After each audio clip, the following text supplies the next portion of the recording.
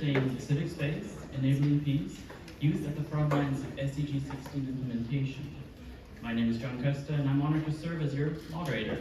I currently serve as the global focal point for the SDG16 Global Youth Caucus under the Major Group for Children and Youth, as well as the Director of UN Relations for the International Association of Youth and Students for Peace.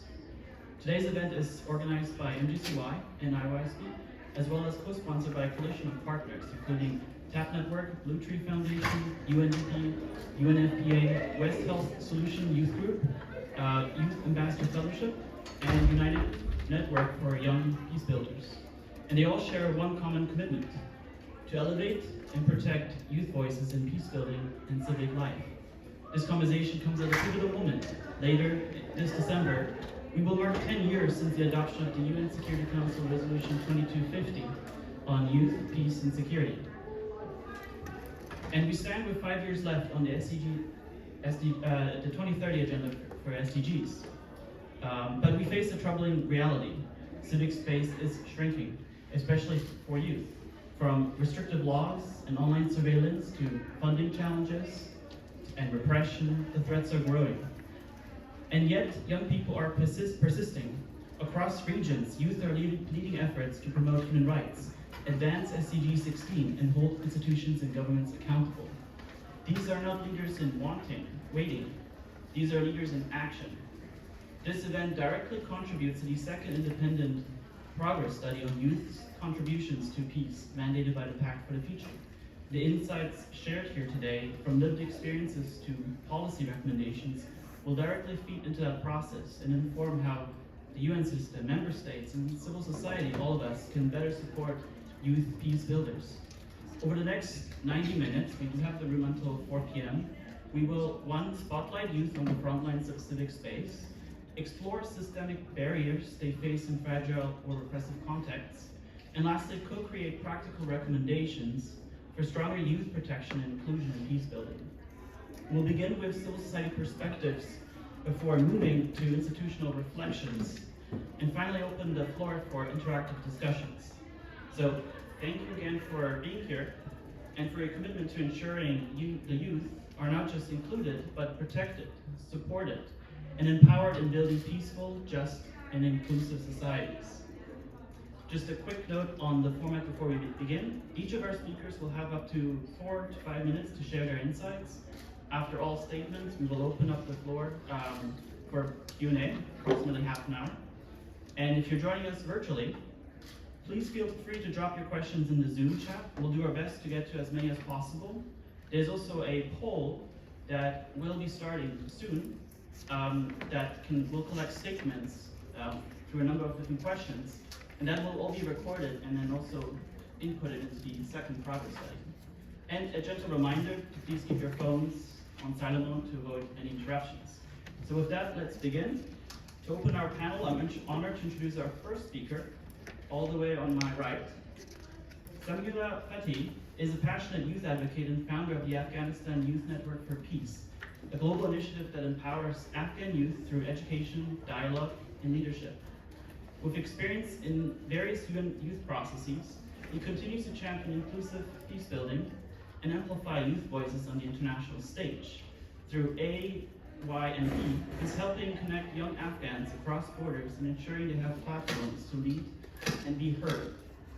His work is grounded in a powerful belief that sustainable peace and democratic progress cannot be achieved without the energy, vision, and leadership of young people.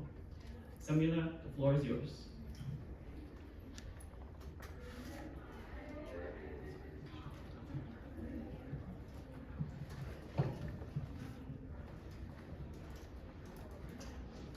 Good afternoon, Excellencies, distinguished delegates, and fellow youth. Thank you for the brief description of me. My name is Samira Fatih, and for the past years, I have been engaged with the UN processes and international youth advocacy. And I have seen youth voices grow louder on the global platforms, but I have seen who is constantly left out. I am originally from Afghanistan, a country where over 2/3 of the population is under the age of 25, and yet Afghan youth has almost no roles in shaping the country's future. Girls are banned from school. Civil societies has been dismantled and crushed. Afghan youth are absent from international studies and not included in peace processes, human rights discussions, and global decisions that directly affect their lives. But Afghan youth are still building, still organizing, and still leading when no one is watching. Let me share a personal story. When the Taliban took over Afghanistan, it was August 2021, I managed to flee, and the United States troops, they evacuated, which obviously, I believe we remember the chaotic situation. I didn't just leave thinking of myself. I carried with me the weight of every young person I knew, those who couldn't escape, those whose futures were being stolen in real time. And I knew that survival wasn't enough, so I had a responsibility. I founded the Afghanistan Youth Network for Peace to create a space for Afghan youth to be here, to learn, and to lead and excel. We began offering online education, youth leadership training, and webinars for girls and boys who have lost access to everything. And even with the limited resources, we built something real. We built hope. This is a political failure, by the way. The youth of Afghanistan has been on the front lines of democratic participation, education, and rebuilding long before the world turned away. We have risked our lives, not just to survive, but to shape a better future for Afghanistan. Afghanistan Youth Network for Peace has been created digital spaces for learning and leadership, built cross-border support networks for Afghan youth. And to the young people listening today, especially those from crisis zones or under operation, you do not have to wait until someone allows you to lead. You do not have to wait until it's safe.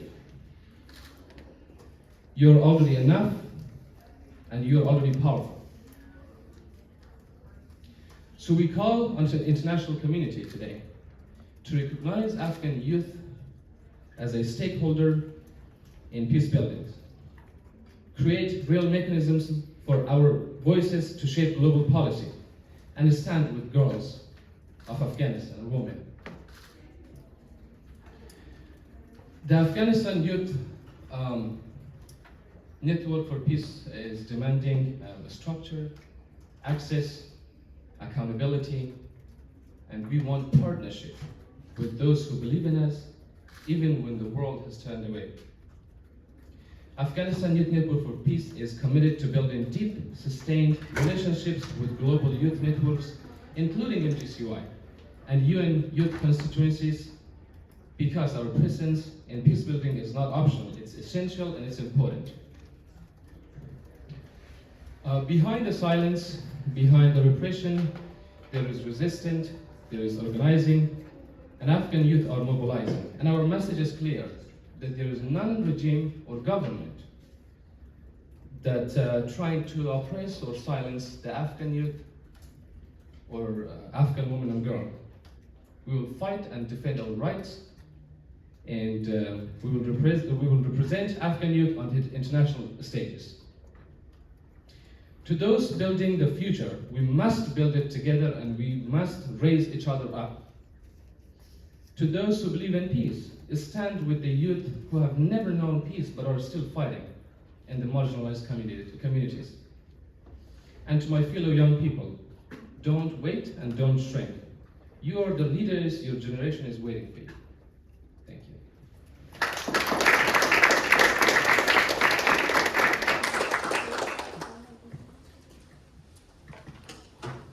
Thank you.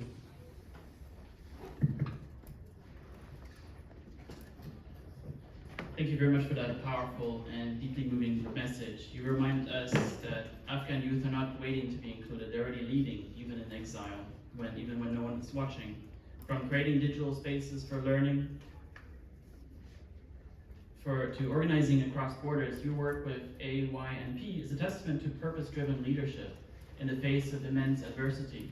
And your call for recognition, access, and lasting partnerships rings loud, and your message to young people to lead boldly, even in crisis, also sets the perfect tone for today's conversation, and with our next panelist, who also brings a story of resilience and hope. Now I'm honored to introduce our next panelist, Osman Hussein. Osman is a final year business management student at Middle East University in Lebanon, and served as a public relations officer for YSP Lebanon. Originally from Syria, Osman's journey as a refugee has deeply shared his commitment to education, justice, and community service. Having experienced child labor after fleeing the war, Osman turned hardship into purpose. He taught at a refugee elementary school, volunteered with NGOs, and even served as a translator for doctors in refugee camps, bringing compassion and leadership to every space he's part of. Professionally, he manages operations at First Motor Company, a Korean firm specializing in international car shipping. And beyond that, he is a gifted violinist and photographer, using the arts as a medium to uplift and advocate for vulnerable communities. So please join me in watching the screen as we see his video message.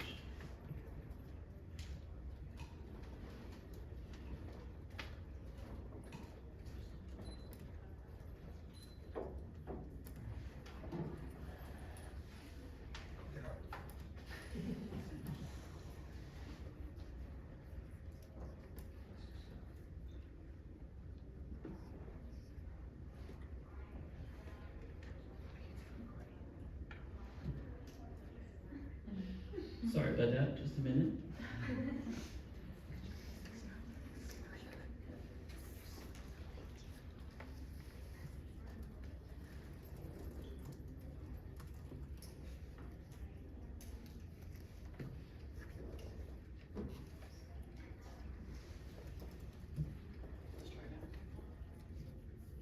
Hello everyone, my name is Osman.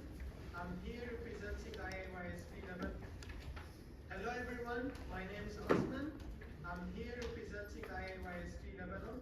I'm grateful to be in this space, and before speaking about our youth work, I wanted to share briefly my journey, because it's what brought me here today.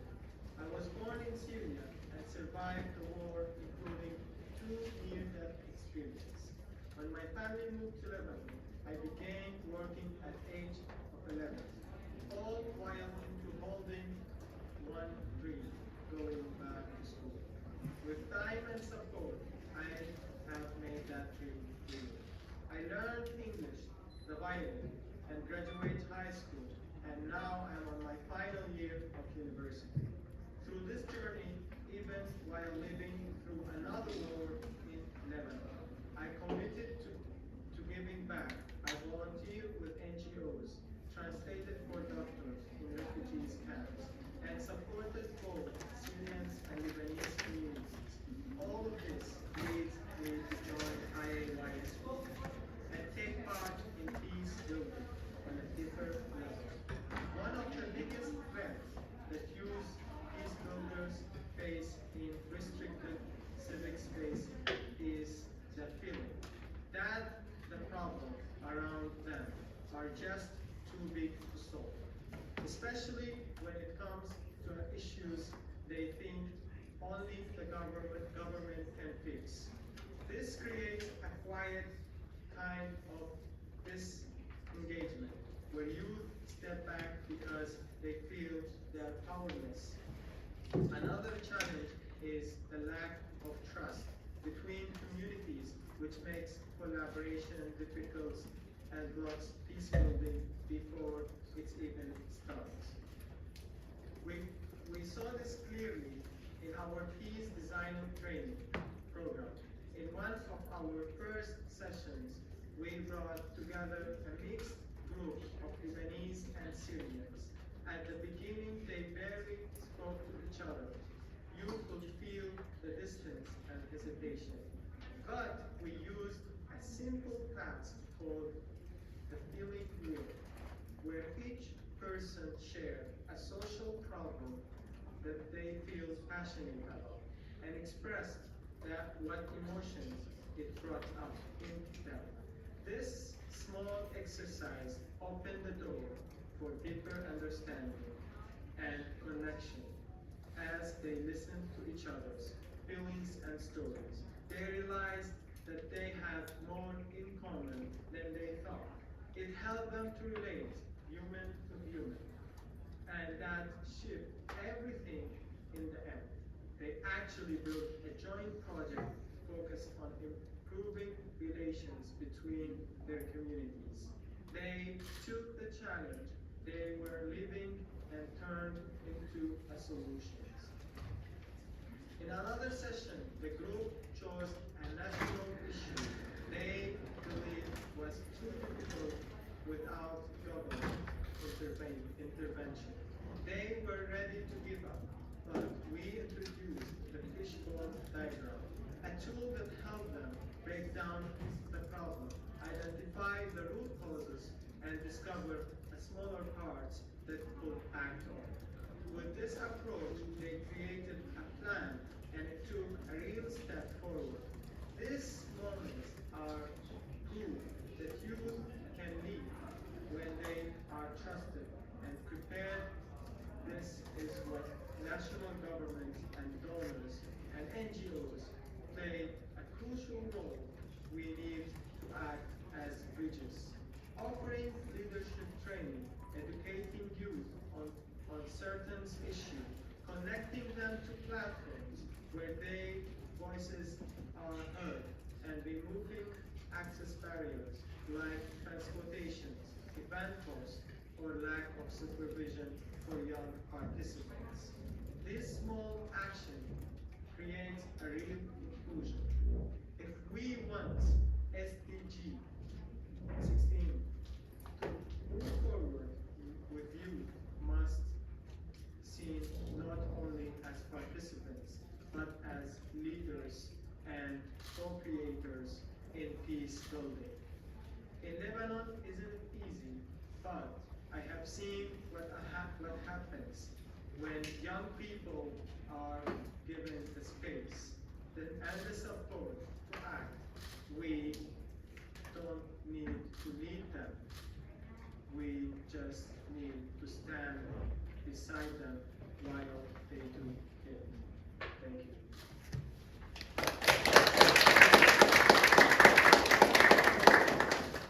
Thank you, Osman, for sharing such a. Oh, I have to turn that on.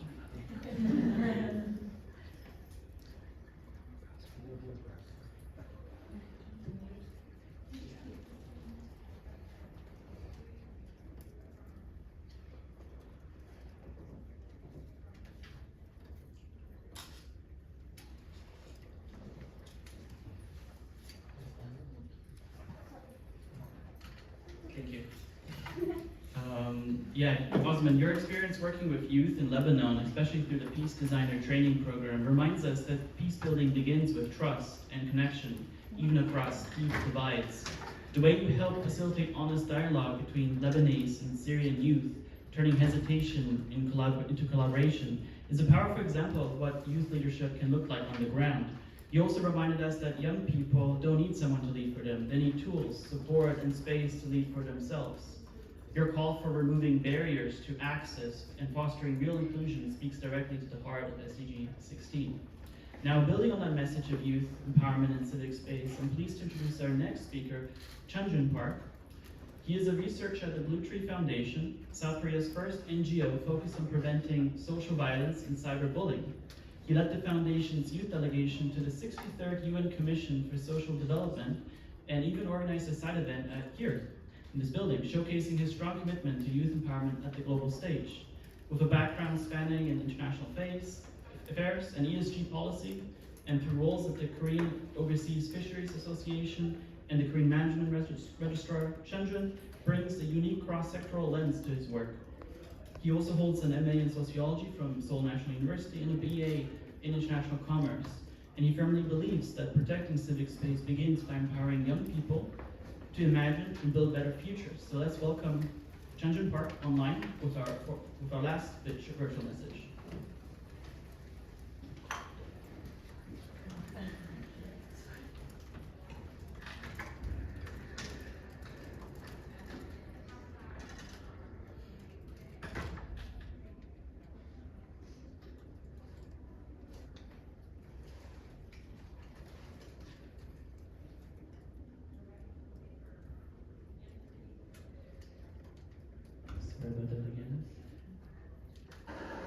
Distinguished guests, ladies and gentlemen, first of all, I'd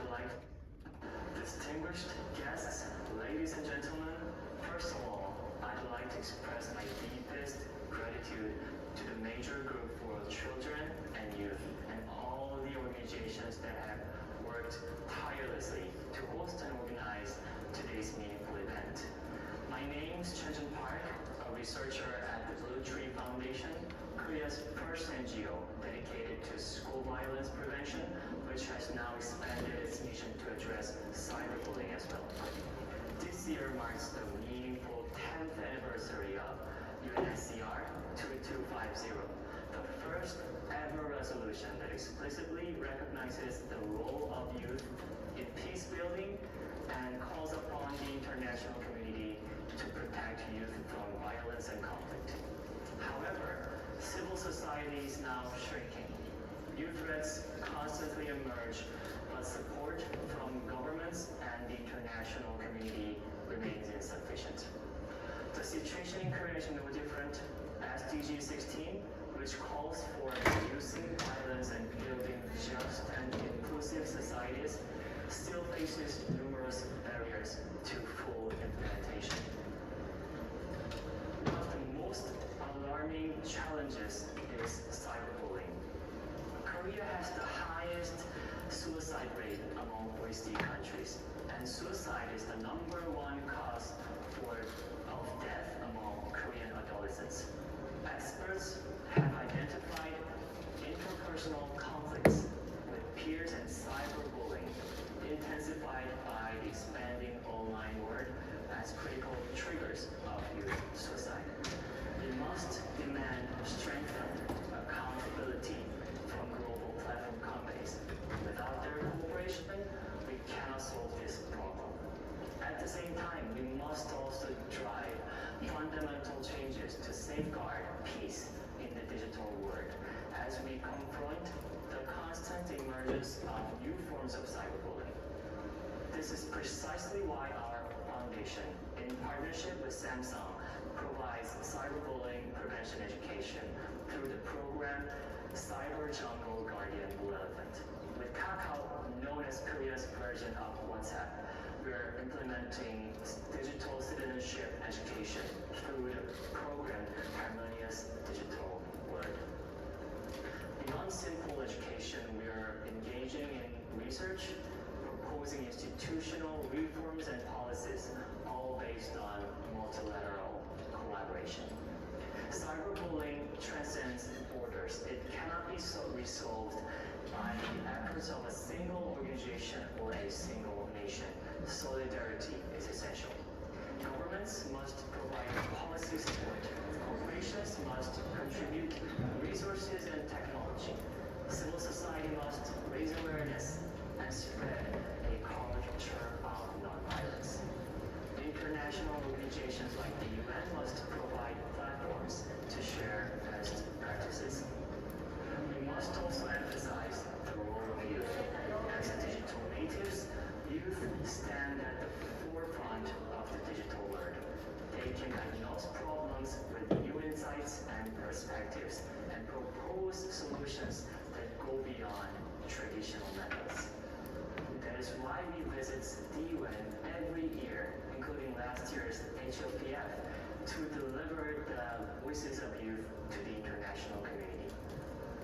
Although civil society faces difficult circumstances, let us focus not on the problems, but on the hope that comes from solidarity. Together, let us plant peace and grow hope with youth. Thank you.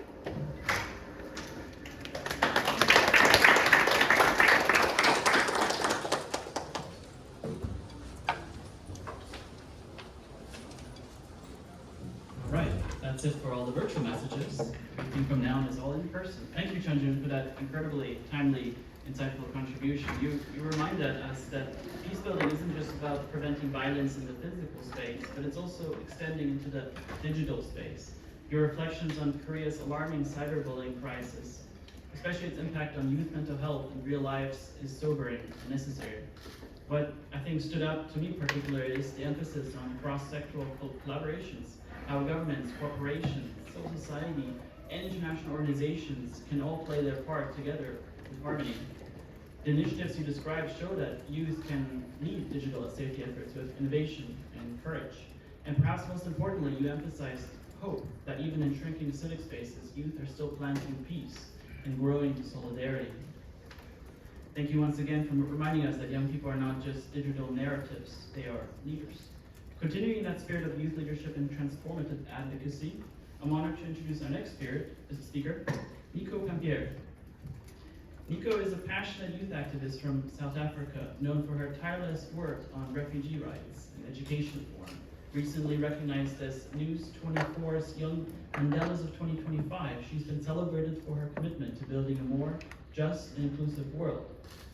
As the executive chairperson for UNSASA, that's UN Association of South Africa, the UCT chapter, UN Youth Representative, and UNHCR Youth Champion for Refugees, Nico works at the intersection of grassroots mobilization and global policymaking. Her advocacy focuses on inclusive education, youth participation in governance, and ensuring displaced communities, especially youth, are not left behind. So please, thank you. Join me in welcoming Nico.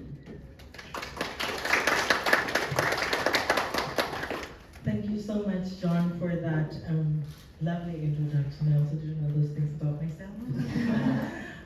But yeah, I firstly want to thank the organizers of this event.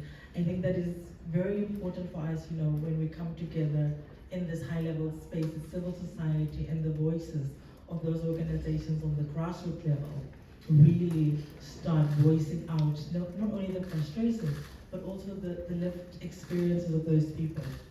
So thank you for giving me the floor and the opportunity to speak. As mentioned, I come from a nation that was born from ashes of sorry, my voice is also going to be speaking the whole week.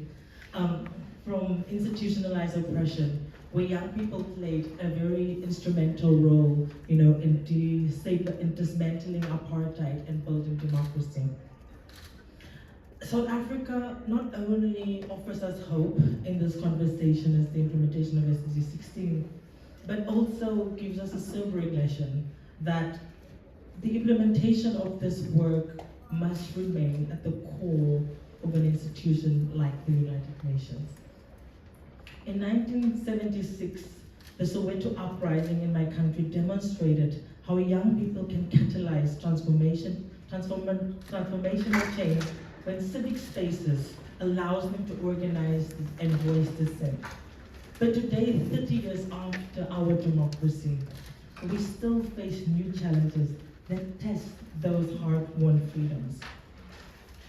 A little bit about my country is that we constitute over 60% of the country's population and faced one of the world's largest and highest number of unemployment rates. And so for us, it is important to also look at what does this bring to the table, and so when we talk about this economic exclusion, it creates a fertile ground for civic disengagement and tragically recruitment into violent spaces and criminal networks. When young people cannot access economic opportunities through legitimate means, they seek for alternative options that undermines the very peace that we want to build. So while South Africa maintains robust constitutional protection for civil society participation, we are witnessing a high increased tension in the civic spaces in my country. Youth-led social movements faces increasing pressure from law enforcement authorities, as we witnessed during our Rose Must Fall and Peace Must Fall movement, which brought the necessary attention to decolonialization and educational access. We also see during these uprisings the digital restrictions on youth activists, social media monitoring and data harvesting, and cybersecurity laws create this limit and barrier for youth voices in the civic space to shift online, as it did during COVID.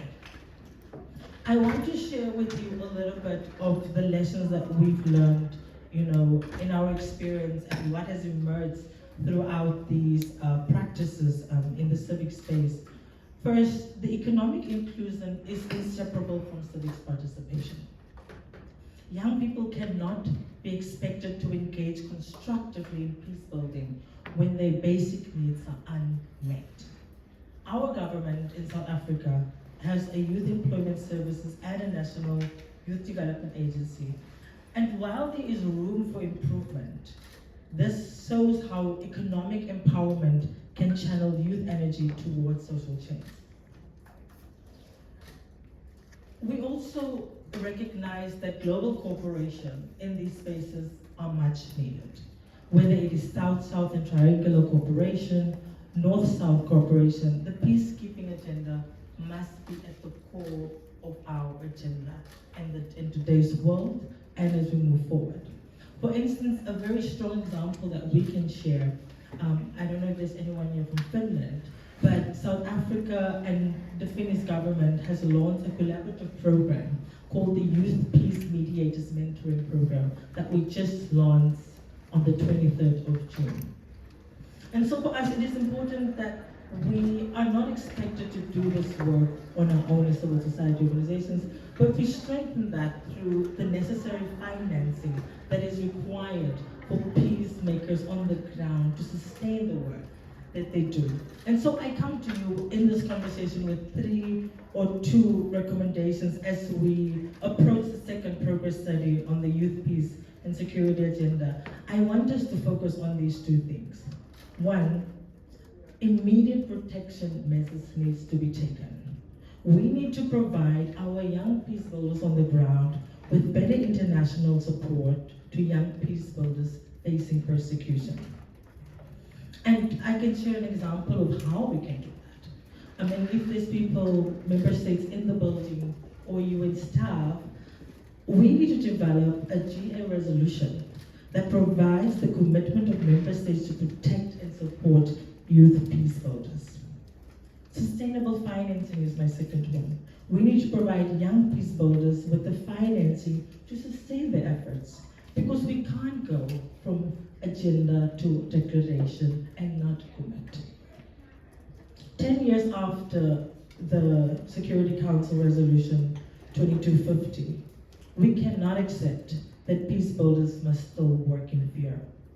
South Africa's journey from conflict to democracy reminds us that youth are not just beneficiaries of peace, but they are the architects of that. But they can only build what they've been empowered to design. So the question before us, colleagues and friends, is not whether youth should be at the forefront of the implementation of the SDGs, because they already are. We see what young people are doing in the Gaza region, in the Palestinians, in the DRC, in Sudan. We see that young people are taking the efforts and they are putting their lives on the line. And it's just another, oh, it's their fault, it's not ours. We should stop othering other people's experience, because that is when we miss the commitment that is required of us to stand in solidarity with people living in conflict and fleeing. So what we must do is that, like my other colleagues have said, that we need to equip them with the tools and the resources and the protection that is needed for them to succeed.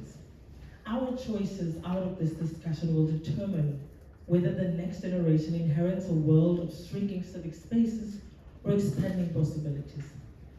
And I want us, when we leave here, that this is not just another conversation, but that we choose wisely about the commitments that we put on the table and what do we prioritize.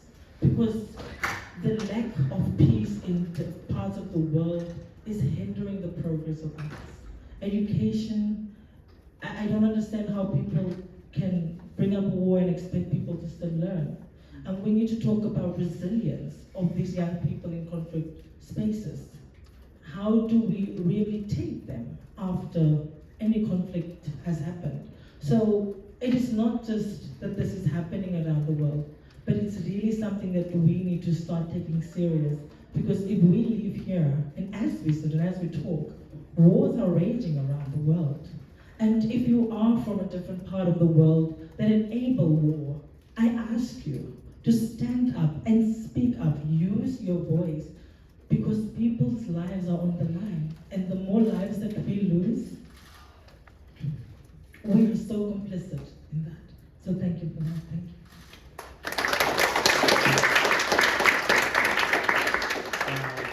Thank you, Nika, for that powerful contribution on meaningful youth participation and the importance of centering displaced voices in both grassroots and global policy spaces.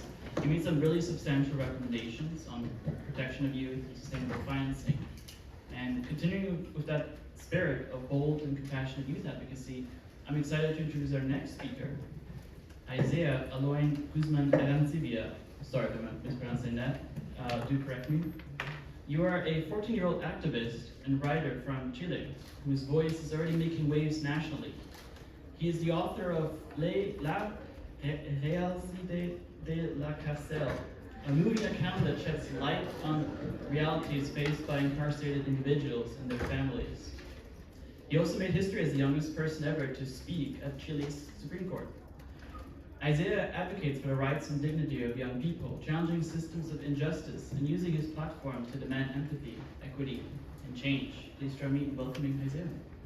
Thank you.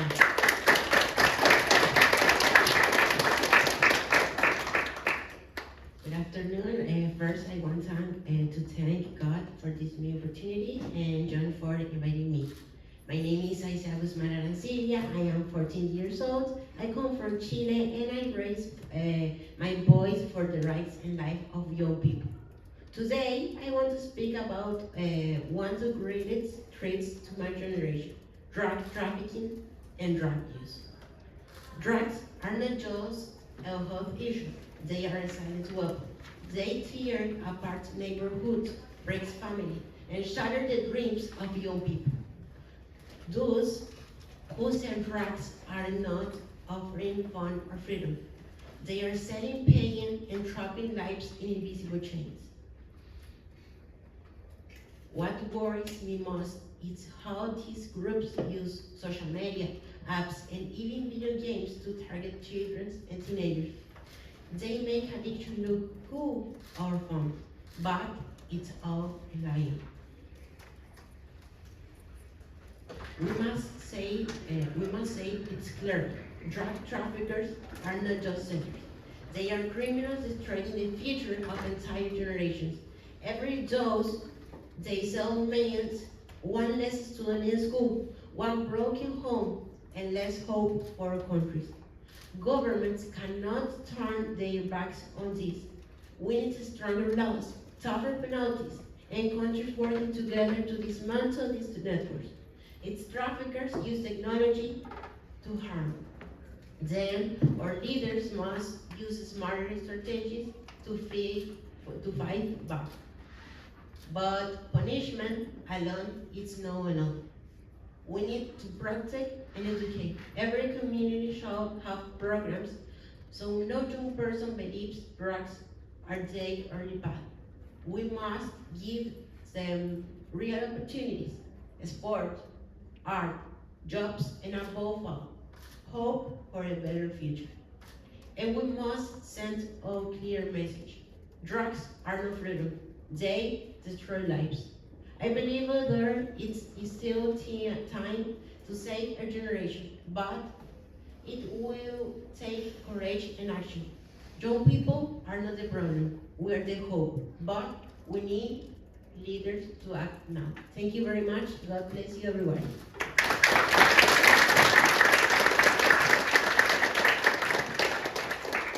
Thank you so much for that passionate and courageous call to action. Wow. At just 14 years old, you've reminded all of us that youth are they're not the problem, they're the hope. Your words painted a vivid picture of how drug trafficking and addiction are not just health issues, but weapons silently destroying families, communities, and all futures. You've made it clear that protecting young people requires more than punishment. It requires investments in real opportunities, in education, in culture, and in hope. Your voice, rooted in both truth and faith, is exactly what global decision makers, I think, need to hear. So now, to close our first panel on civil society representatives, I'm honored to introduce our final speaker, Elna Marmo. Elna is the head of advocacy and campaigns at the TAP Network, where she leads global mobilization efforts, and policy advocacy across key UN processes. With deep experience in sustainable development and global governance, she previously worked at Global Policy Forum and has been a key voice in civil society coalitions advocating for gender equality and economic justice. Beyond her work in advocacy spaces, Eleanor also teaches peace and justice studies as an adjunct assistant professor at Pace University. She also holds a Master of Science in Violence, Conflict and Development from SOAS, University of London, and brings both academic insight and hands-on policy expertise to today's discussion. Thank you for joining us. Please join me in welcoming Eleanor. Thanks everyone, and thank you, John. As the TAP Network, we are thrilled to be co-sponsoring this discussion with all of our organizing partners today. I think an incredibly important conversation for us to be having in today's current context, but also in the margins of the high-level political forum. And so just a quick kind of background, I've written a reminder for myself at the top of my notes to actually introduce myself and introduce the TAP Network, because I always forget. So the TAP Network is a civil society network of over 500 organizations working on SDG16 and its themes. So it's themes of peace, justice, inclusion, across the world. So we have a number of partners, and we were hoping one of them might be able to fill this speaking slot today, but I bring kind of the insights and the perspectives from our network with me here today. So this question, I loved the questions that we were posed as speakers, and I think this opening question of what are the major threats that youth peace builders face when operating in restricted civic spaces is a critical one for us to be having today. I think I come from the US context. I'm a US national, I'm based here in the US, and I think this is something that we are thinking more and more about as US-based nonprofits working in the field of peace, justice, inclusion. We are now operating in an increasingly restricted civic space here in the US even. And we actually hosted a dialogue last week among civil society actors to really understand what are the challenges that civil society are facing in restricted civic space environments, whether that is at local or national levels or here at the UN. I think we're also seeing civic space being more and more restricted here in the UN context as well. But also looking at what are some of the other existential threats that civil society organizations are facing, like funding and financing, like some of our speakers have also already mentioned. As well as the anti-gender, anti-rights, anti-civil society narratives that are increasingly popping up around the world. And so I wanted to bring some of the insights from that conversation, in particular also because we were fortunate that some MGCY members were able to join us last week, and across the participants in this dialogue, we are seeing challenges that colleagues are facing around the world, and also seeing ways in which we can learn from one another. So challenges that someone might be facing in Nigeria, maybe they're quite, the civic space is incredibly restricted in one context, but in another context, the space is just beginning to close. And how can we learn from maybe spaces that are further closed than ours, and vice versa? And so I think some of the challenges I want to kind of present and bring to you today, but we've also started to think about, what are in a more positive framing, what are also some of the concrete opportunities that exist for us to build solidarity collectively as civil society actors. And I think, that certainly comes from a place of, bridging gaps across different, identity-based groups and stakeholder groups, right? The feminist movement, the youth movement, indigenous movement. But I'll get to that in just a second, but I'm just promising you that I won't be all doom and gloom the whole time. So I think there are three key themes, and some of the speakers have kind of touched on them already, but we're seeing increasingly that civil society organizations are being targeted through legal and fiscal pressures, so laws that are intentionally being kind of manipulated to try to close civil society organizations or restrict their fundraising status or their ability to fundraise for their work. And we see youth, as some of our speakers have mentioned, youth-led organizations in particular that are experiencing that at high levels. But the narratives piece, I think, is one that I want to zoom in on a little bit more. in that we're seeing increasingly these anti-rights, anti-gender, anti-civil society narratives that are being led and promoted by primarily conservative governments around the world that seek to really challenge and question the authority and the legitimacy of civil society organizations. And I think youth-led organizations in particular have a tougher or a steeper hill maybe even to climb, because when ageism is thrown into the mix, that legitimacy and authority is questioned even further. And so we're also seeing widespread misinformation, disinformation intentionally being spread to kind of further these narratives. And so civil society are collectively trying now to figure out, how do we counter these narratives? And I don't have the answer, unfortunately. I wish I did. But we are figuring out collectively, how can we counter these narratives? And storytelling is something that I think is really useful in countering those narratives. How can we tell the stories of the work that civil society actors are doing, particularly actors at the local level, like youth peace builders, for example, as a way to directly counter those narratives. But also this digital repression piece that Nico, you just brought up. The way in which the digital dimension of these challenges is rapidly developing, and regulation of that landscape is really lagging. And I think for me in particular, that's a real concern. The way that we, obviously, I remember, I will say I'm like pushing the upper limit of youth here.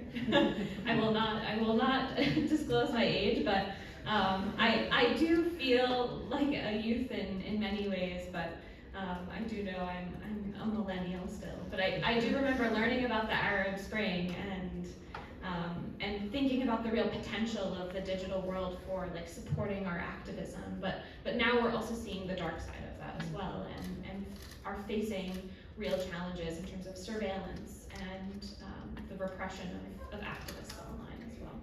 And so these are some of the kind of like challenges that I think civil society are facing at large, but youth peace builders in particular have like a unique experience of those challenges as well. And I think it's important to really name that. Some of the kind of solutions and opportunities that I see we have that I think are really important. One is funding and financing, right? For donors to fund civil society organizations, in particular youth-led organizations, and for governments to ensure that financing reaches the local level and reaches youth-led organizations.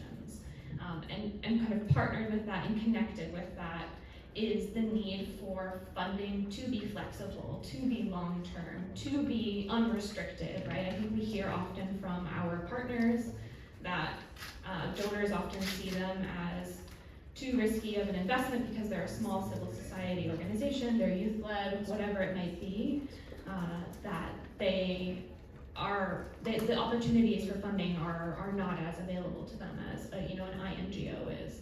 And so there is also a role, like I obviously recognize my identity as a US national and coming from the global north, like I do think there's a real need for international like INGOs and larger organizations to also think a little bit about what their role is in the funding landscape and how can they create opportunities, and rather than compete with small civil society organizations for small grants, like what opportunities exist to engage and work together, in what ways can INGOs step into more of a sub-granting role where they can then absorb some of the risk for smaller civil society organizations to get that funding to them as well. I think these are some really candid conversations I think we need to start having, especially because these existential threats are so looming, and the funding landscape, to be candid, is really challenging right now. And so maybe just one kind of piece I'll end on, because I don't know how I'm doing on time. I'm doing okay, I'm doing great. I will say, like, as a professor, I really don't keep time very well. I'm often like relying on my students to tell me, like, you need to end class. But I think in the context of SDG16, just to kind of ground this and bring this back to the SDGs, SDG 16.7 is to ensure responsive, inclusive, participatory, and representative decision making at all levels. And that really requires that any work we're doing on SDG 16 centers the inclusion of all human beings, right? The UN Charter is we the people, it's not we the governments, it's not we the member states, we the ECOSOC accredited NGOs, right? We the people. And youth inclusion is really at the heart of SDG 16 in the same way that inclusion of women and LGBTQI persons and indigenous people are, this is all at the center of SDG 16. People are living the realities of the world today and need their perspectives reflected in decisions that are being taken here at the UN. And so, in particular, the context of global conflict and military expenditure is a real concern in the landscape of SDG 16. And I think it's such a good example of a place where youth activists are really leading the charge. I think youth and young people have inherited a world where everything, it feels like, is going wrong. And many young people did nothing to create the world order as it stands today, yet are at the forefront of fights for justice, for inclusion, for peace. We're seeing so much spending on, thank you, you're like just like one of my students, like, all right, I need to go get lunch. I think we're really seeing the potential for youth actors to champion the structural transformation that's needed of the international system. And so that meaningful inclusion of youth actors is really critical, not to treat youth inclusion as a box-ticking exercise, but to treat it as a meaningful inclusion in development, design, implementation, and so on and so forth. So I think I will stop there. Thank you so much.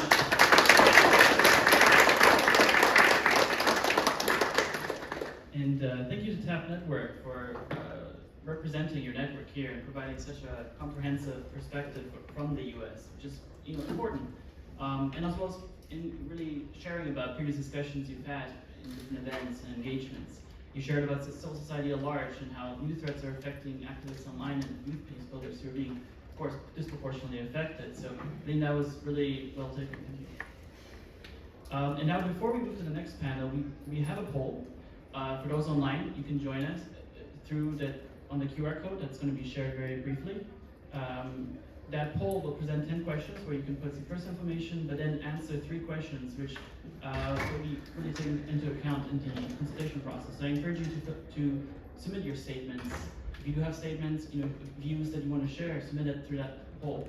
Later on, through the Q&A panel, we'll be focusing more on questions. So we ask that you share your views through that poll instead, so we can accurately capture that. Now, for our first panelist of 3, Joao Scarpellini is currently the technical specialist on inclusive peace and security and humanitarian action at UNFPA. Which is leading its global peace and security portfolio. He co-chairs the Global Coalition on YPS, that's Youth, Peace and Security, and is part of the UN Interagency Secretariat in YPS together with DPPA and UN Youth Office. Previously, he served as a UN Youth Advisor in Somalia, supporting youth policy across peace, development, and humanitarian sectors. With over 20 years of international experience, Joao has advised governments, UN entities, and civil society on youth policy, climate change, and peace building. He also holds a Master's in Global Diplomacy from SOAS University of London. Thank you for joining us.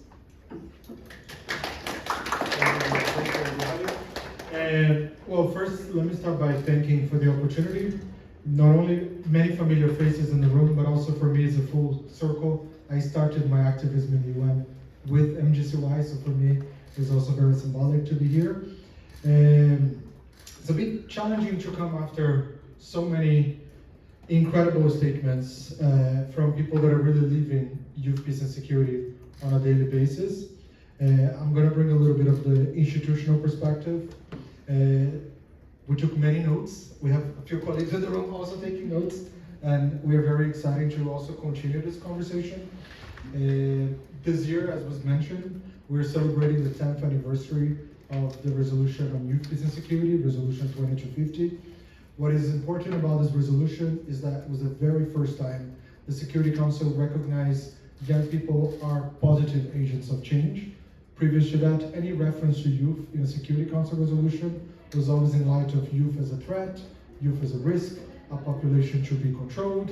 And suddenly in 2015, thanks to the activism of many young people and youth-led organizations that spent decades pushing the Security Council passed this resolution who really changed the game.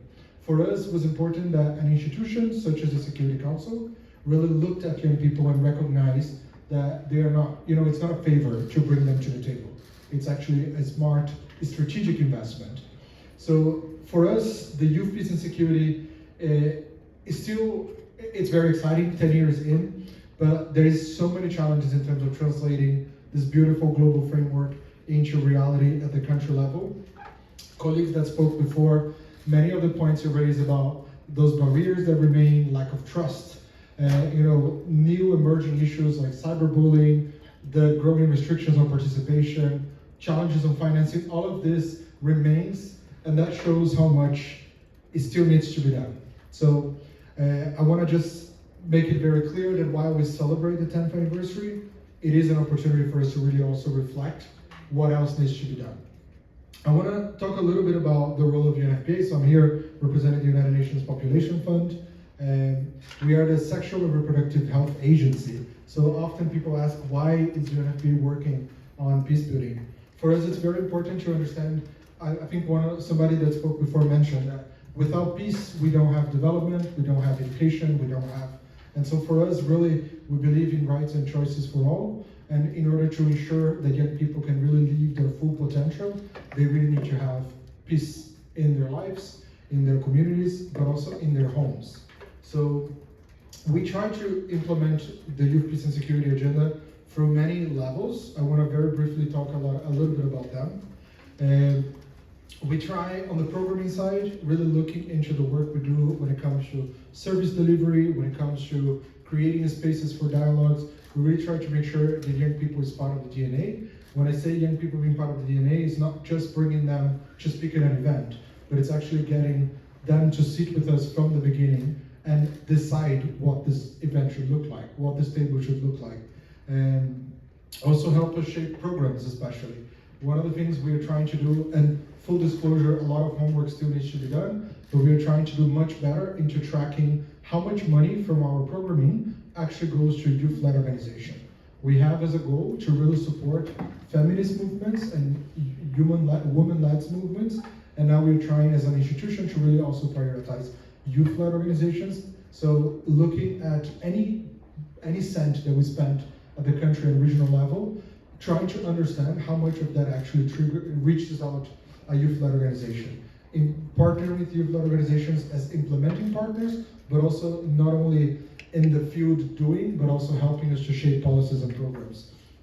And currently our YPS portfolio extends in over 50 countries, and again, many incredible examples of young people that are basically driving the agenda at the country level, and UNFPA comes in as an enabler or a supporter. In many of those countries, we work in an interagency approach. Kiri will talk a little bit more from UNDP. Many of those places we are actually working with UNDP. But then I want to move, talking with this partnership with UNDP, a little bit about the policy and the normative side, because as somebody mentioned before, just as ad hoc one-off projects is not enough. One of the things we've been working with DPPA, with the Youth Office, but also with UNDP and UN Women, is really trying to localize and institutionalize the agenda. This is done for the national action plans, national frameworks on youth, peace and security. I'm not going to go too much into detail on this, but just to say we're very happy that 7 are already published, and we have more than 18 on the pipeline. Often the process of coming up with a national framework on youth, peace and security is not just agreeing on a paper. It really requires us to create a coalition of the willing at the country level, bring the relevant players together to really find ways to collaborate. We also spent a lot of time and energy and resources on strengthening capacities, and a lot of this work is done through this interagency secretariat of YPS with DPPA and the UN Youth Office, where we try to basically strengthen capacities.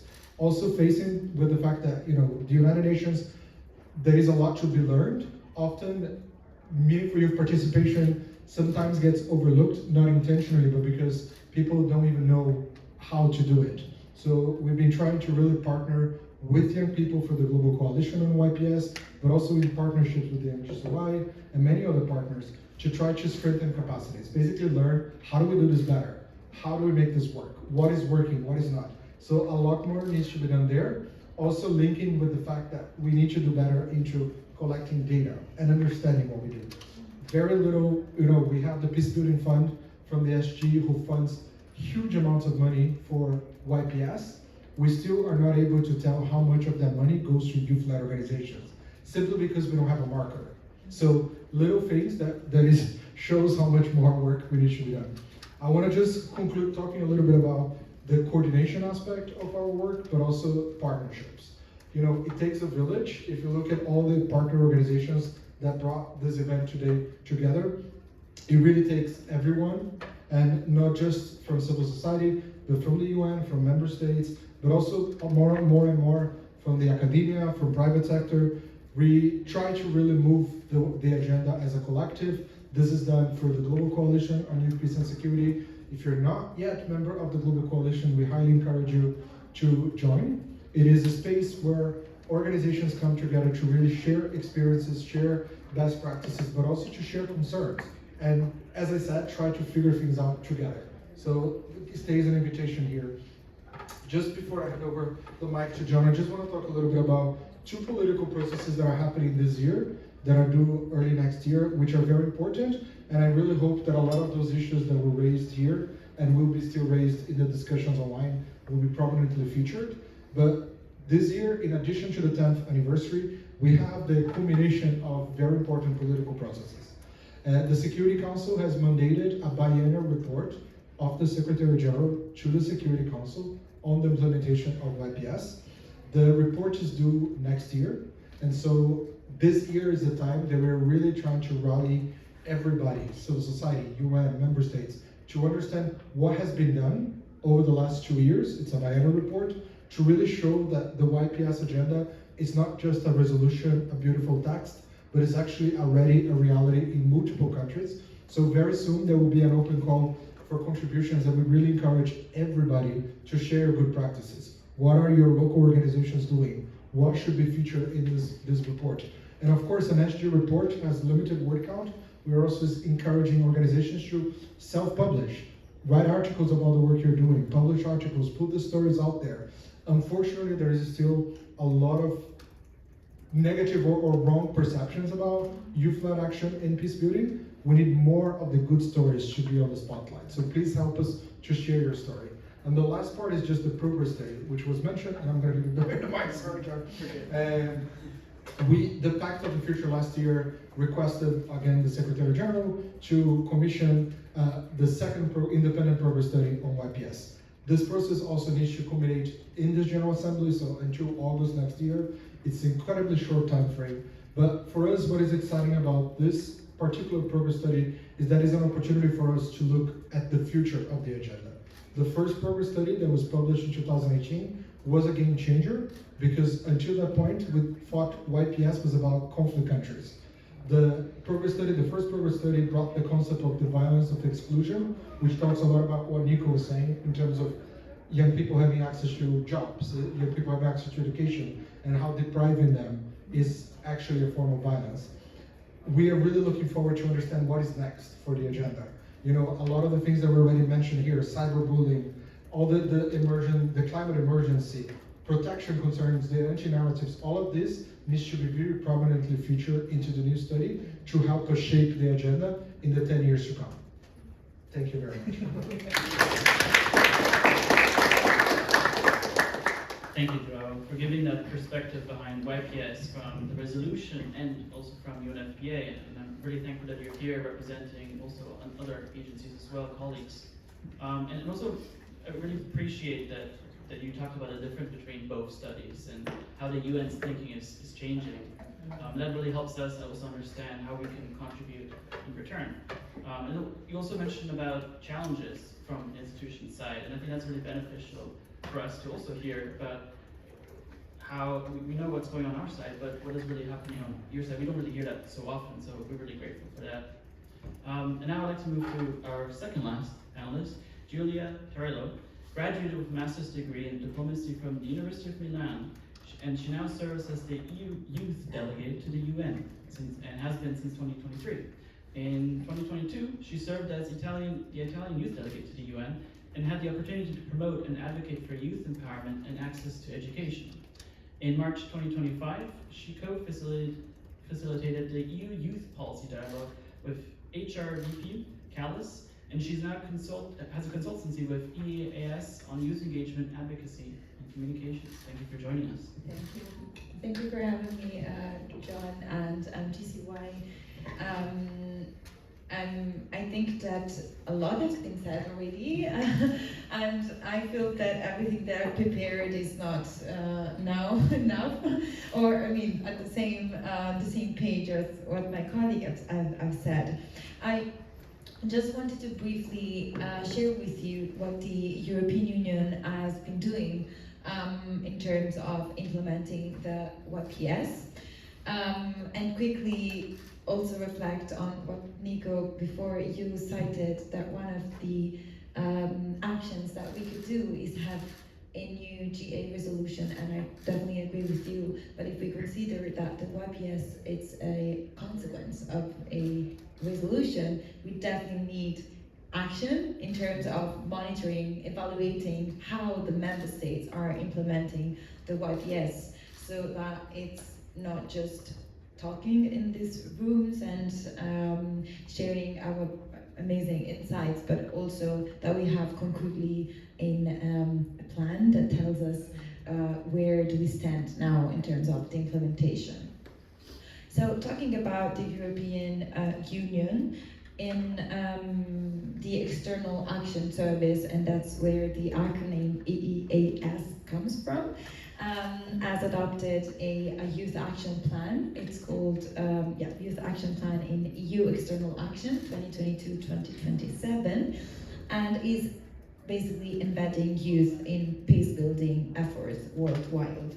And it's considering young people not just as beneficiaries of this action plan, but actually as partners, co-creators, co-developers of this plan, so that we besides of course of the programs, it's also they try to implement this mechanism where the EU and youth partners comes together and sit at the table and create together the actions. So the EU supports youth-led initiatives through the Team Europe programming, and it's working to institutionalize youth engagement in peace and security processes, including through predictable and sustainable funding. We already mentioned a lot the need of funding for YPS. In November, the EU, specifically the Committee for Civilian Aspects of Crisis Management, I'm sorry for this very long name of the committee, but they adopted the so-called mini concept on YPS. Basically, with the civil society, it's called a Civilian Common Security and Defense Policy. Sorry again. They focused on making this guidance actionable in the field. They have also updated the EU mediation guidelines to include a dedicated youth section. And of course the External Action Service and the Commission Directorate that deals with international partnership. This means everything that happens also here in the UN. They are collaborating to make conflict analysis, early warning system to be more youth inclusive. The EU is also strengthening the feedback loop between the youth, the member states, and the institutions, thanks to initiatives like the EU Youth Policy Dialogues that John mentioned in my short bio. So last March, the HRVP basically stands with the High Representative. It's like imagine your Ministry of Foreign Affairs of your country, but it's the NFA of the European Union. So basically the boss of Naur and myself, we met her in March with 25 young people from across the globe, so not just from the EU, to discuss about several topics. And among these topics, of course, youth, peace and security, conflict, peace building, mechanisms and actions were included in this discussion. But it wasn't just a discussion, because out of this 3 days conversation, we came up with a comprehensive document, proposals, that you can read. It's online, just type youth recommendation from HLPF, Youth Policy Dialogue. And the High Representative Callas, she committed in implementing those proposals. So now that was not just a conversation happened in March, but there is a whole process, and I'm also working in this process to see how we can monitor exactly the implementation of those recommendations into the actions of the European Union inside the EU, but also outside the EU, in a way that can incorporate more the youth perspective, and in a long-term way, long-term commitment, and in a co-designing, co-creation, and co-responsibility mode. And this is the last part. The co-responsibility is something that I really always stress, because I think we should be more co-responsible, not just point fingers at one another's. And yeah, so and lastly, because I don't want to be so long, since 2018, the EU Council conclusions, I've also reiterated the commitment in implementing the YPS. And in 2021, Nick already mentioned Finland, but Finland became the first country to adopt a national action plan on YPS. And this is also a very important point for me, because we often forget that institutions are a group of member states. We point fingers at the UN, at the EU, saying you're not doing enough, and perhaps this is also true, but the EU is made of 27, the UN is made of 193 plus. So it's sometimes we forget that we need national action plans, we need national actions, and we need community-based actions, as the ones that were mentioned before in our panel discussions, and also by the speakers online. We really need this community of practice. In conclusion, we must ensure that YPS delivers concrete outcomes, as we cited, and with strong deliverables and clear agenda, we can secure high-level participation, including with the highest level of representation. And I really hope that next year, in the next HLPF, this room will be filled also with more member states representatives and not just youth, because I think that we already know what are our concerns and our issues, but we really want to share them with the highest representatives. But I really thank you and appreciate a lot your insights. Thank you again.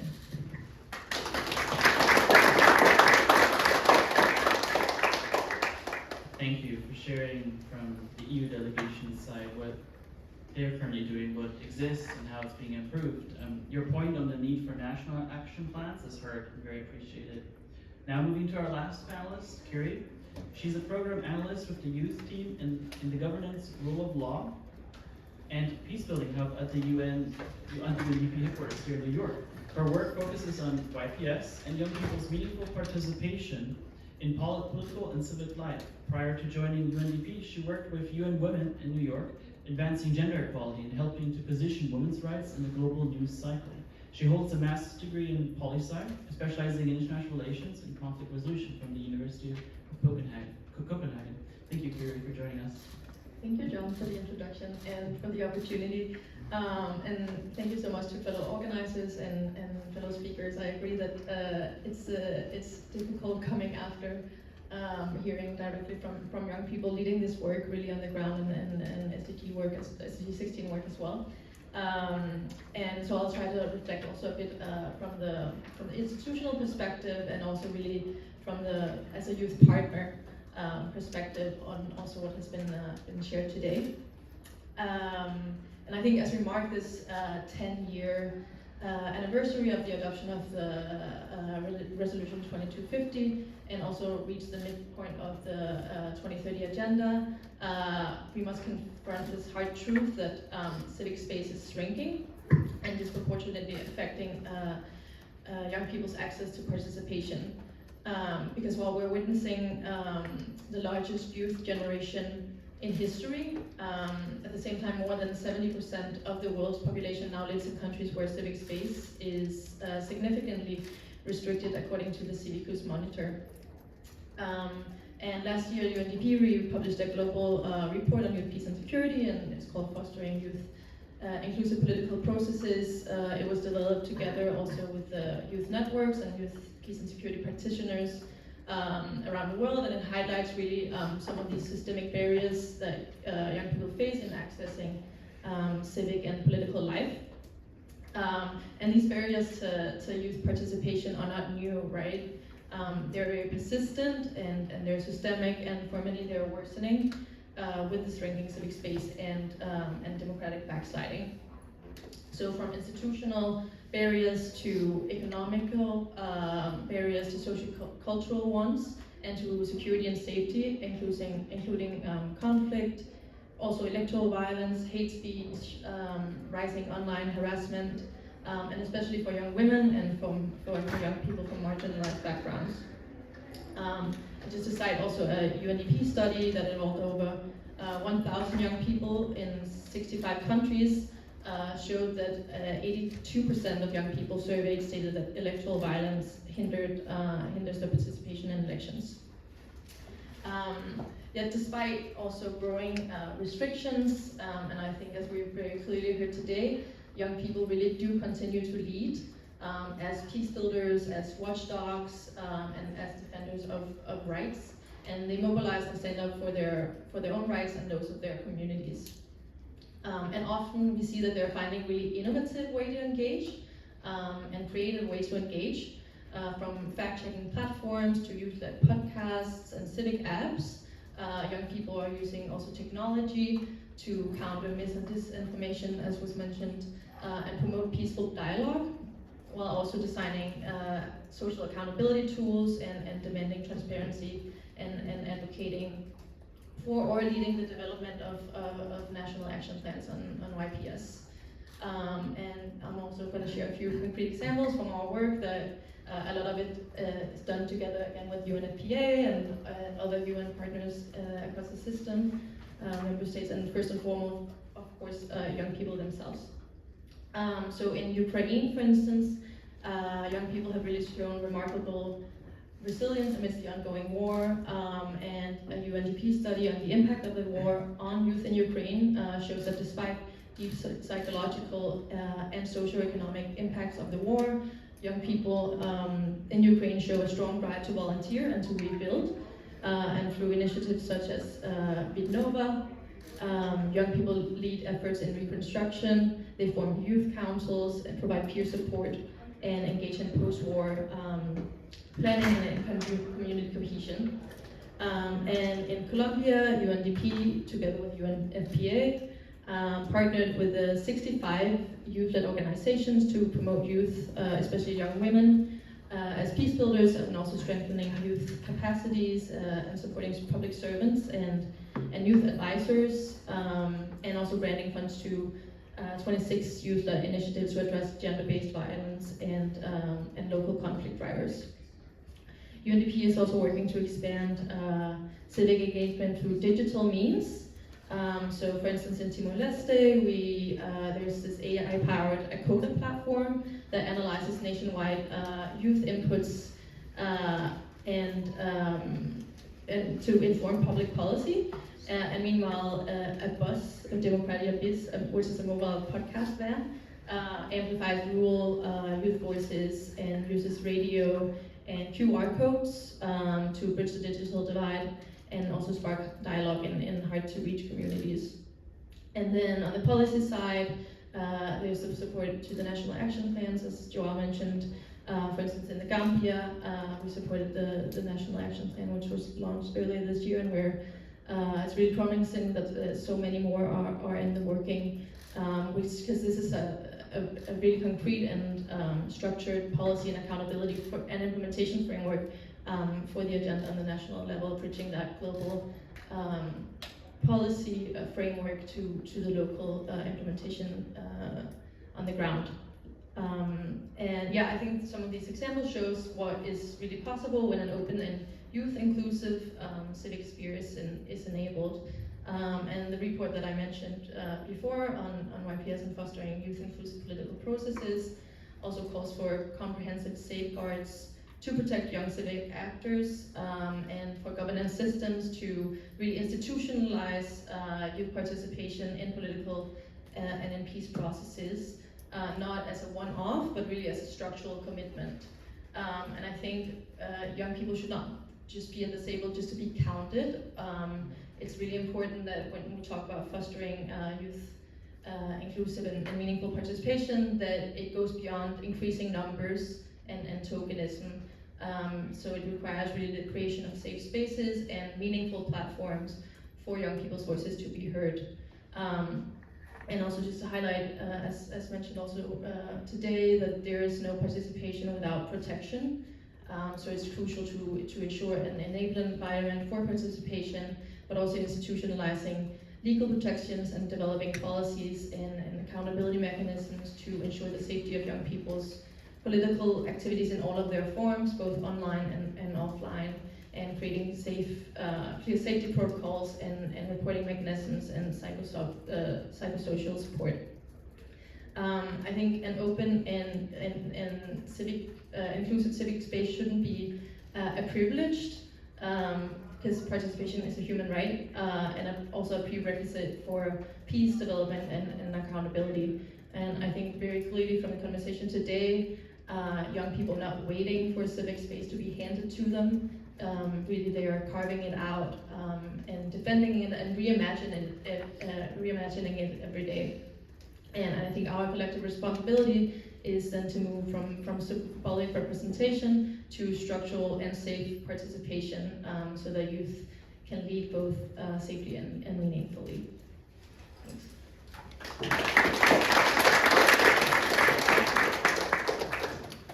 Thank you, Kieran. And thank you for sharing concrete examples of youth demonstrating resilience, which UNDP has been monitoring. That was, I think, really enlightening in many different aspects. Thank you. So at this time, I'd very quickly like to move toward the Q&A. Let's display the poll again, and please do share your voices on there. Both those virtually tuning in and in person can share on there. Those results won't be visible just yet, but it will be shared in due time. So now let's continue with questions. We can take 2 in-person questions followed by 2 virtual ones. I do like to mention some ground rules. To please raise your hand and wait for the microphone before speaking. Introduce yourselves. And if you're joining us virtually, please drop in the chat a question that we can then share in person. We also like to ask you to keep your questions and reflections brief and focused and direct them clearly to either our youth speakers or institutional representatives. So let us begin. Okay, we have a question over there, and then let's move in order over there.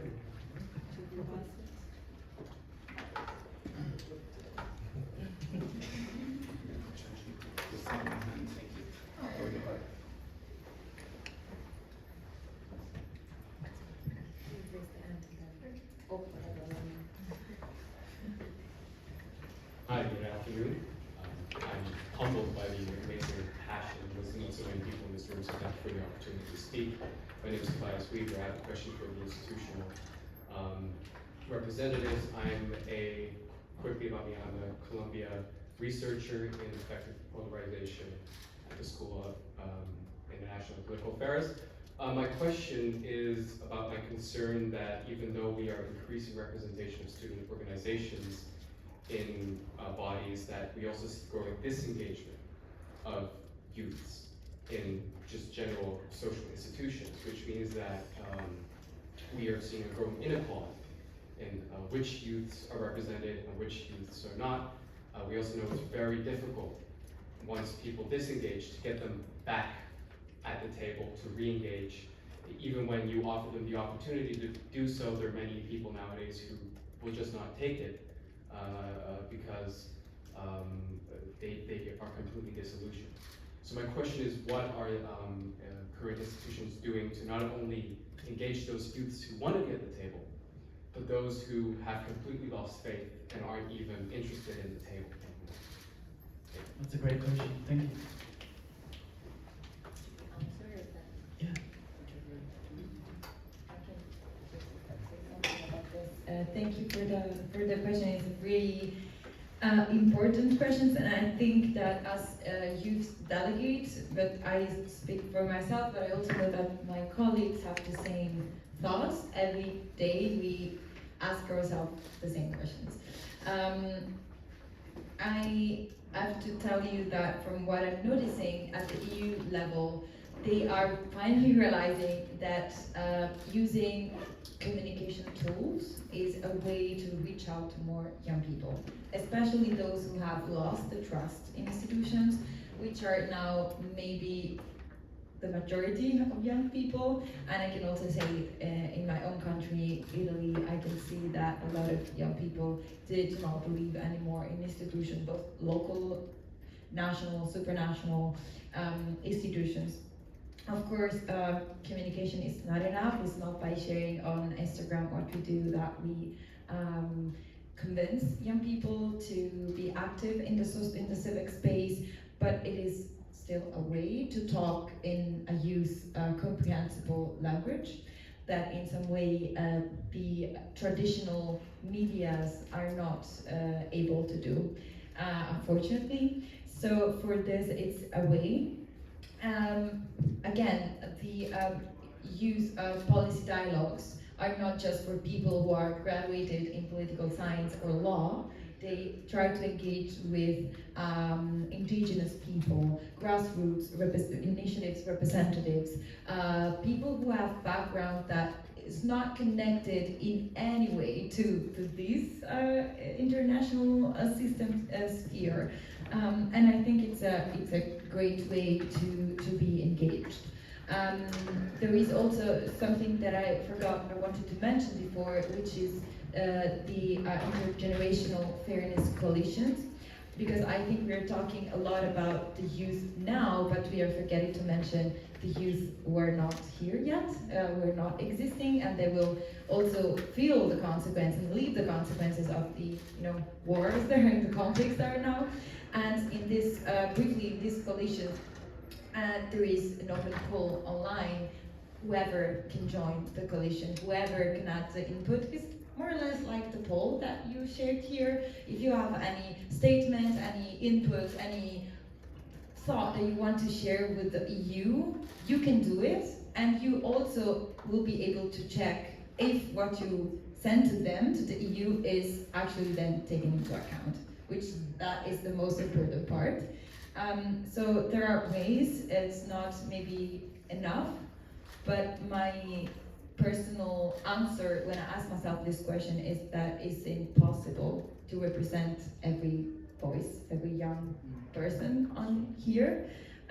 So I try to be as much as representative as possible, acknowledging that I cannot be able to represent everyone. So I hope this kind of an answer, but I don't know if my colleague, or you want long.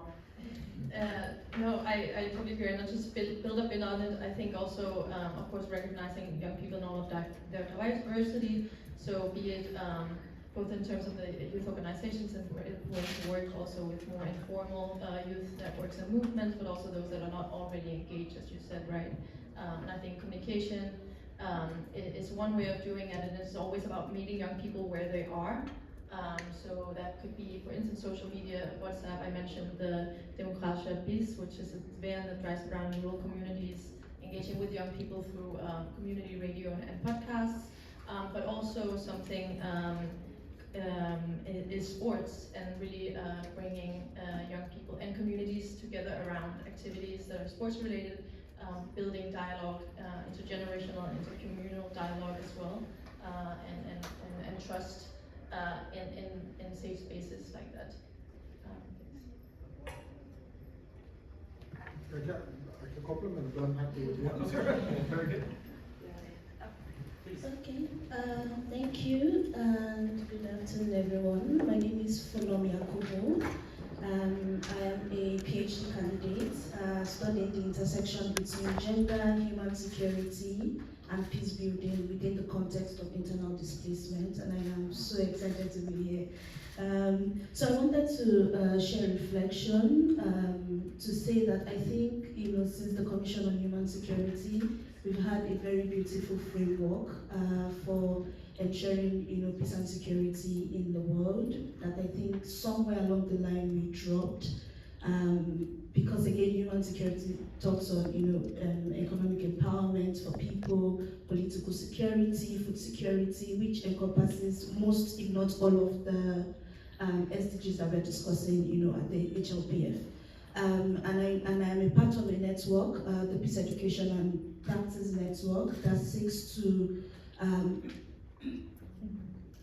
decentralize peace talks beyond, people who study, peace and security at the university level, but taking it down to secondary schools and primary schools, because this is something that should be mainstreamed in all of our education, but it's not something that we see, except maybe people intentionally go to study it at the university level. And one of the things that has worked for us in Nigeria is to use literary pieces and stories and creative, materials to bring peace and security and make this very grand, term very accessible for young people, using stories, using poems, drama, and all of those things. And that makes it very easy for young people, 13-year-olds, 10-year-olds, to be able to understand what peace means beyond, even conflict situations, or even in situations where they don't have conflict or armed conflict, as people term conflict to be, but intersecting into even human security. And I wanted to ask the TAP representative to know if it's a network that is operative in Nigeria, and if yes, how can organizations that I know are doing brilliant work that don't necessarily have the kind of funding that they would need be a part of that? Thank you. Okay, thank you. Yeah, happy to go first with a very direct question.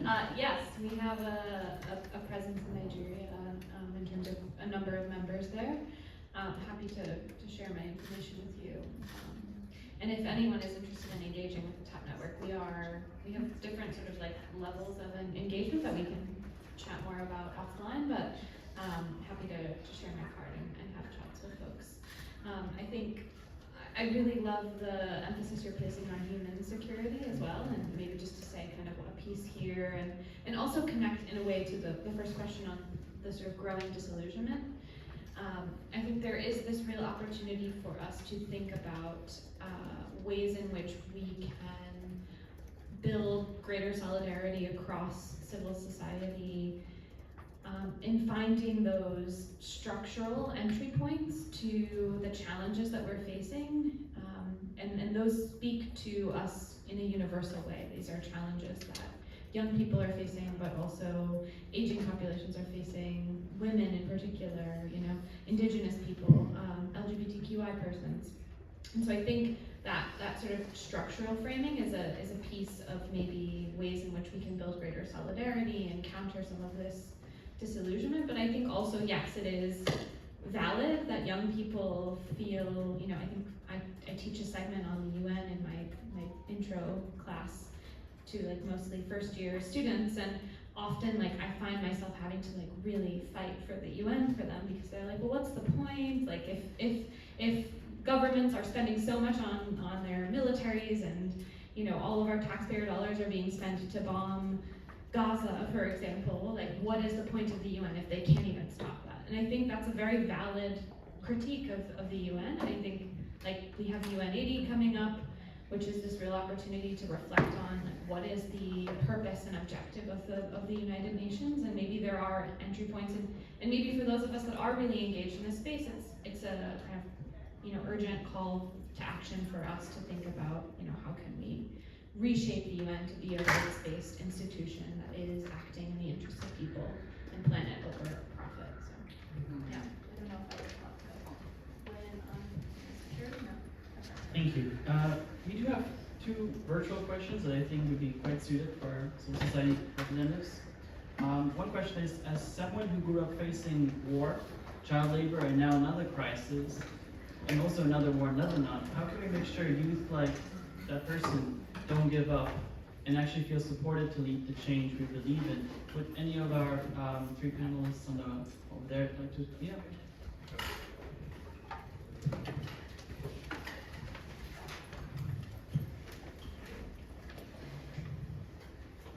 Thanks for the great question, which I would love to bring the focus, mentioning a country, a regime, a government that is holding power in Afghanistan.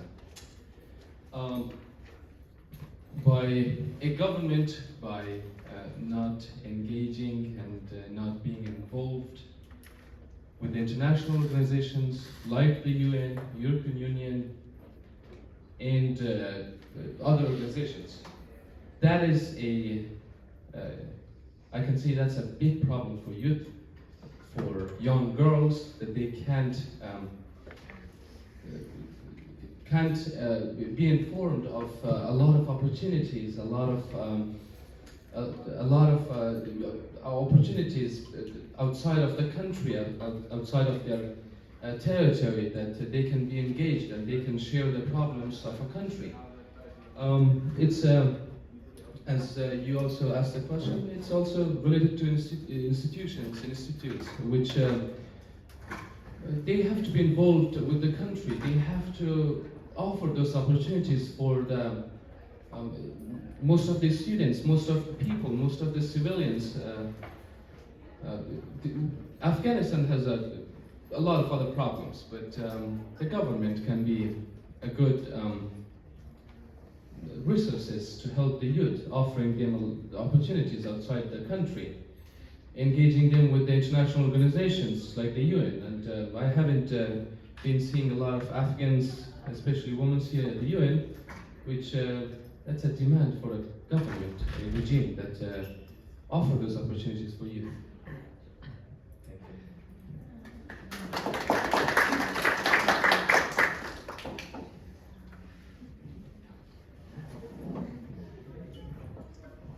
Okay, thank you. We did have a question over on there. Can we have the mic passed down? I think in the back? Yes. Yes, let's start with the back and then you. Hi, good morning everybody. I am Maimouna Ba from Burkina Faso, West Africa. So it is a contribution, not a question, and an experience sharing. Myself as a peace activist, I believe that leadership is not about position, and if we want to more effectively engage the young people, we must aware them of this. It is about service. So at the grassroots, what do we do to involve the young people in concrete change initiatives? So we have to rebuild the paradigm of leadership if we want people to feel comfortable in serving. So people sometimes believe that leadership is for people who have organizations or who are involved in UN systems, and it's not the case. In countries with a lot of challenges in terms of education, we really need to get the young people engaged, and they have to understand that they are leaders when they decide to act for the people, to love people, to care about people, because their future depends on how people they live it feel like. So this is really a contribution. We have programs in Burkina Faso involving young people in this kind of program and initiatives. Myself, I have been going through a long process, and from a very community-based initiative like creating just a club to talk with people. Now I have a foundation in my country, and I know that the process has to begin at the grassroots to go up. It hasn't to come from the, sorry for my English is sometimes hard. we are French speakers actually, so it has to come from the downstairs and not from the upstairs, because when an egg breaks from the inside, life begins, but when it breaks from the outside, life ended, right?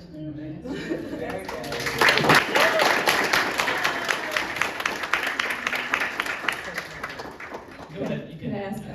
got the microphones. I'll have to go. Yes, sweetie, you'll be No, after. Don't worry. You want a mic for I it? want to be sure. No, I want to be sure with the It's okay. Exactly. Please Go ahead. keep your question to like a minute. I'm sorry, I'll be very brief. Hello, good afternoon. My name is Sophie Spielberger. I am a political science and internationalist. I'm also American-Chilean, Chilean-American, given the current context of the United States. But I will be asking this question as an American, and mostly I would be asking this question to yourself. You know, the worrying state, the political state of the United States is something that we, should be preoccupied with, given, the context and the building that we're in New York, in the United States. Also, as a Latina woman and a voluntary immigration paralegal, I have many friends who are here on immigrant status and who also are civic actors and who want to act and protest, but they are afraid, given what is happening when it comes to Palestine protests, ICE, the president of ICE, and the very real possibility of a deportation like this. So my question is, how those of us as civic actors can better protect ourselves and encourage those to still protest, still make their voices heard, even though they are afraid, Thank you. Okay, we can have that one last question from you, sir. All right. And then I'll leave it up to the panelists to share maybe one more minute. Okay, so I'll try to be more quickly. So my name is Yassine Fathali from Tunisia. I'm representing the Yemen Foundation. I am the founder of the National Coalition YPS in Tunisia and also member founder of the Regional Coalition with the UNFPA Arab State.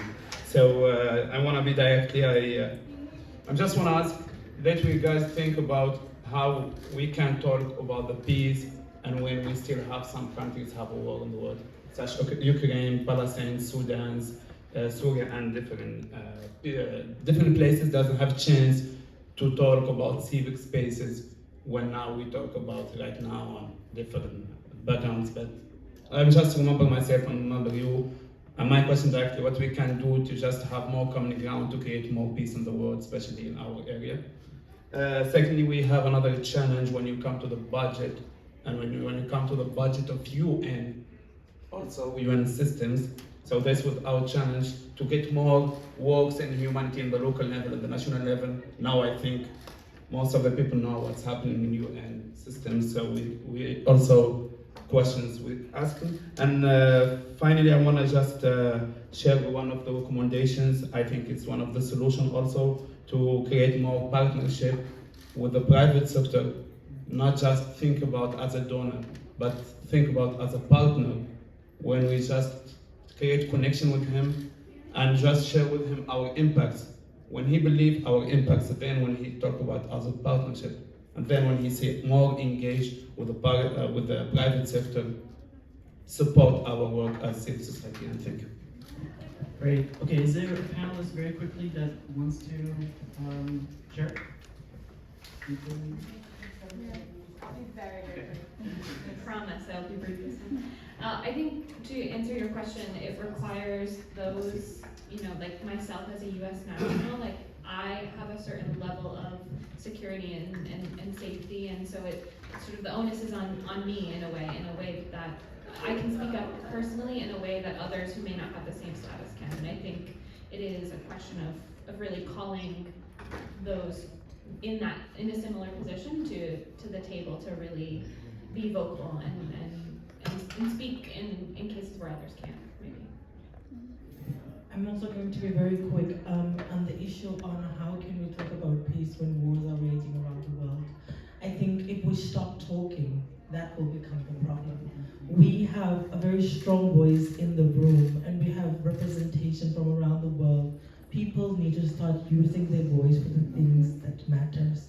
Because if we remain quiet, we become complicit in the actions of those actors. So take up the space. I truly advise you to take up the space. Use every single platform that you have. TikTok dances is not gonna change the world. So please, I urge you again. So that's my contribution on that action. Thank you.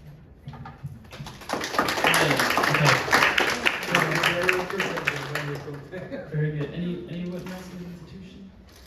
No? Okay, very good. Then we can conclude.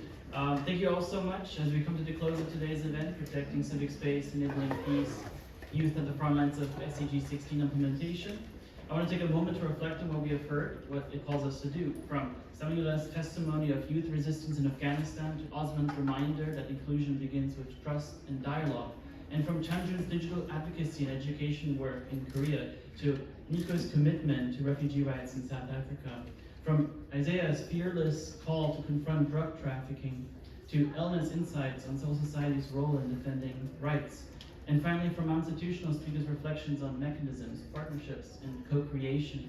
One thing is clear: youth are not waiting for space, they are creating it. They are leading peace building in digital and physical spaces, pushing for justice and accountability, and calling on all of us to do more, not just to support them, but to stand with them. We're also reminded that civic space is not a given, it must be defended. And defending it requires not only protection, but investment in platforms, in partnerships, and policy. As we look ahead to the Secretary General's second progress study on YPS, may the voices shared here today help frame that future. Let today not be a moment, but a momentum towards real institutional shifts. On behalf of IAYSP, MGCY, TAP Network, UNFPA, and all of our co-sponsors and speakers, thank you for showing up with intention, solidarity, and heart. Let us continue planting peace, protecting space, and growing hope together. Thank you.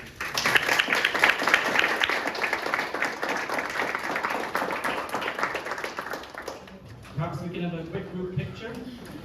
And everyone, you can join us right here at the front.